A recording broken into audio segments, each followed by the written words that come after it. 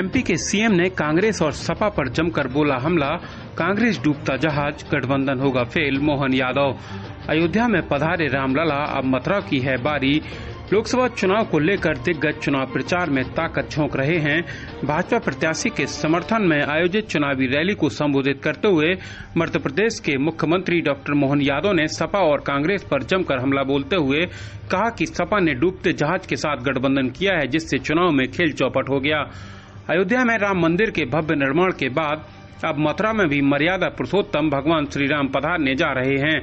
पूर्व मुख्यमंत्री मुलायम सिंह यादव ने मोदी जी से पहले ही कह दिया था कि आपकी सरकार बन रही है। मंगलवार को पनवाड़ी कस्बा स्थित नेहरू इंटर कॉलेज के क्रीड़ा स्थल में चुनावी रैली को संबोधित करने पहुंचे मध्य प्रदेश के सीएम डॉक्टर मोहन यादव ने कहा कि बुंदेलखंड की धरती देवभूमि आलाउदल की मातृभूमि में आकर गर्व हो रहा है। पूरा देश एक तरफ, बुंदेलखंड एक तरफ। कहा कि इस क्षेत्र से पुराना लगाव है। नई शिक्षा नीति को लागू कर शिक्षा में सुधार किया है। सनातन धर्म की अलग पहचान है। गरीब और अमीर की दोस्ती है। आने वाले समय में भगवान श्री कृष्ण को भी भगवान श्री राम की तर्ज पर पाठ्यक्रम में शामिल किया जाएगा। कोई सांसद नहीं है, कोई मंत्री नहीं है, लेकिन उठा करके पहले शिक्षा मंत्री, उसके पहले ऊर्जा कॉर्पोरेशन का चेयरमैन, उसके पहले उज्जैन विकास प्राधिकरण का अध्यक्ष और अभी उठा करके मुख्यमंत्री बनाया। तो आप सब बंधुओं के कारण बनाया। मुझे इस बात की प्रसन्नता, और जो मेरे यहाँ हुआ है वो आपके यहाँ भी हो सकता है। यहाँ क्यों नहीं हो सकता है? आप में से क्यों मौका नहीं मिल सकता है? सबको मौका मिल सकता है। ये देने वाले का दिल चाहिए, और देने वाले का दिल 56 इंच का सीने वाला हो सकता है। मुझे इस बात की प्रसन्नता है। वर्तमान के समय में मैंने तो और सभाओं में भी कहा था, अरे गठबंधन ही करना है। भाई साहब को जिनने या राजीनामा करके सीटें का बंटवारा कराओ, तो डूबते जहाज में क्यों बैठो भैया? वो तो वैसे ही डूबने वाले हैं। जिनने पूरे देश से कांग्रेस को डुबा दिया, उससे गठबंधन करो।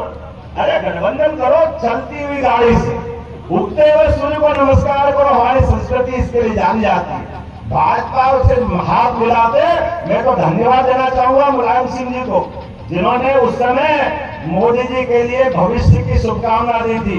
जोरदार ताली हो जाए। मोदी जी को उस समय शुभकामना मुलायम सिंह जी से मिली थी, और उन्होंने कहा था मुलायम सिंह जी ने कि आपकी सरकार बन रही है। और मुझे इस बात की भी प्रसन्नता है, जीते जी उनके समय उनके हाथ में ताकत रही। एक बार इन हारने वाली डूबने वाली पार्टी से कभी हाथ नहीं मिलाया हमने, मिलाया क्या कभी हाथ?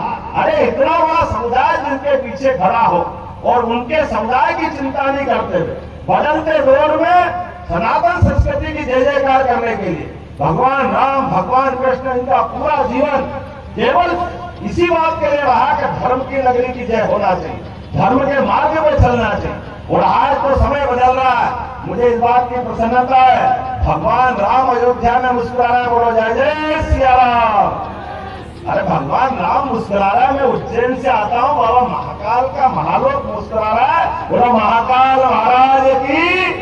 अब जब राम मुस्कुरा रहा है, महाकाल मुस्कुरा रहा है, विश्वनाथ मुस्कुरा रहा है, तो कृष्ण कन्हैया ने क्या बिगाड़ा? उनको मुस्कुराना चाहिए कि नहीं मुस्कुराना चाहिए? ये डंके की चोट आवाज आना चाहिए कि नहीं मथुरा के लिए? बोला कृष्ण कन्हैया लाल की।